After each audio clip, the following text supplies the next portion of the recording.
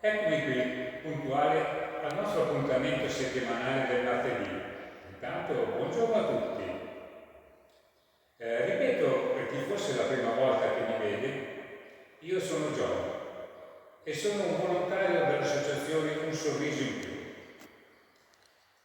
La mia attività, che consiste nel valorizzare i testi delle canzoni, la svolgevo presso Villa Policelli di Bodio al Mago. Ora, per motivi che tutti conosciamo, questa attività la svolgo attraverso vari video, così che virtualmente posso rimanere accanto alle persone anziane nonostante il blocco delle visite. Martedì scorso vi ho presentato una canzone popolare con lo scopo di far cantare anche voi con quel mazzolino dei fiori. Oggi invece, siccome siamo nel periodo di una festività cristiana cattolica tra le più importanti, parlo della festa del Corpus Domini. Vi ricorderete senz'altro che un tempo era una festività dove non si lavorava. E sempre, se ricordate, le grandi processioni che si facevano con il Santissimo Sacramento, con i bambini della prima comunione con l'abito bianco. Bene, allora vi canterò in latino, essendo un canto sacro, appunto per l'occasione del Corpus Domini, Panis Angelicus, pane degli angeli. Un canto bellissimo, suggestivo, antichissimo, scritto addirittura da San Tommaso d'Aquino e musicato da César Franck. Lo hanno interpretato i cantanti lirici più famosi come Bocelli, Placido Domingo e anche vari soprani. Ora vi leggerò il testo, tradotto in italiano, e poi ve lo faccio ascoltare cantato da me, con una preghiera però. Non fate dei confronti, perché non li reggerei.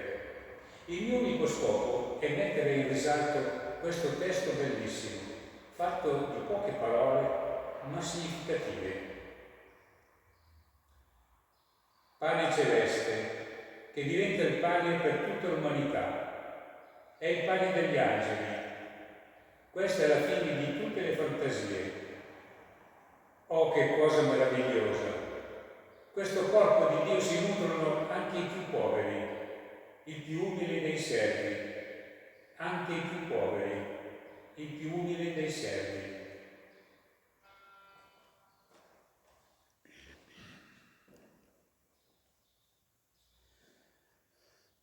Panis Angelicus, fit panis Dominum, da panis elicus figuris terminum, ores mirabilis, mando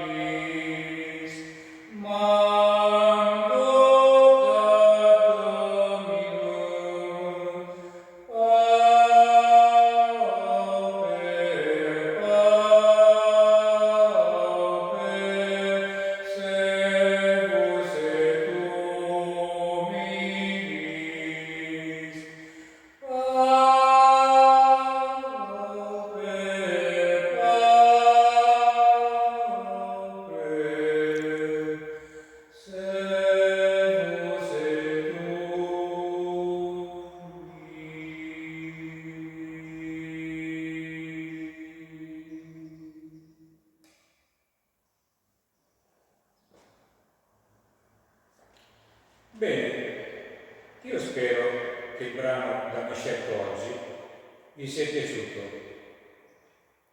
e vi do appuntamento con la mia rubrica del martedì la settimana prossima. Vi auguro a tutti buona salute e con un caloroso abbraccio virtuale un saluto dal vostro Giorgio.